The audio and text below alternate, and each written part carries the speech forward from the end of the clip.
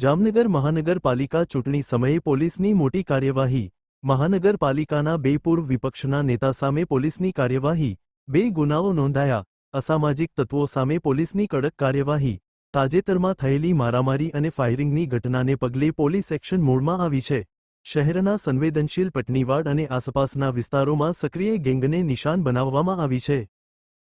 જિલ્લામાં એ division police સ્ટેશનમાં બે એફઆઈઆર ગુજસી ટોકની કલમ 312, 32, 34 અને 35 મુજબ નોંધવામાં આવેલી છે। આ બે એફઆઈઆર જામનગર જિલ્લામાં બે ટોલકીઓ જે અસલમ કરીમ ખિલજીની ટોલકી અને એના 18 સાગરીતો અને બીજી એફઆઈઆર અલ્તાફ ગફાર ખફી અને એની ટોલકીના 11 માણસો વિરુદ્ધ ગુજસી ટોક કલમ હેઠળ નોંધવામાં આવેલી છે। આ બે ગેંગ ટોલકીઓ વિરુદ્ધની ગુનાહિત ઇતિહાસ બાબત હું આપ લોકોને જણાવવા માંગુ છું કે અસલમની ગેંગમાં જે 18 માણસો છે એના વિરુદ્ધ 46 ગુનાઓ છે। અલ્તાફ અને એની ટોલકી ઉપર 52 ગુનાઓ નોંધવામાં આવેલા છે।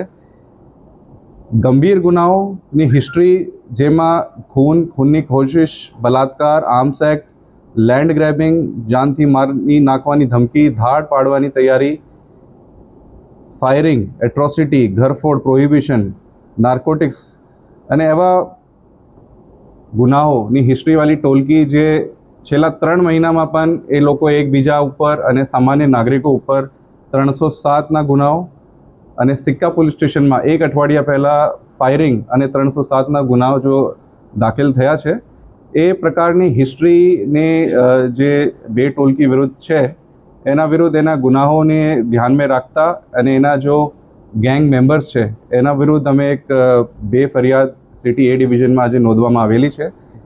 એના પછી અસલમ ખિલજી અને એને 18 સાગરીતોમાંથી અત્યારે અમે 13 આરોપીઓની ધરપકડ કરેલી છે।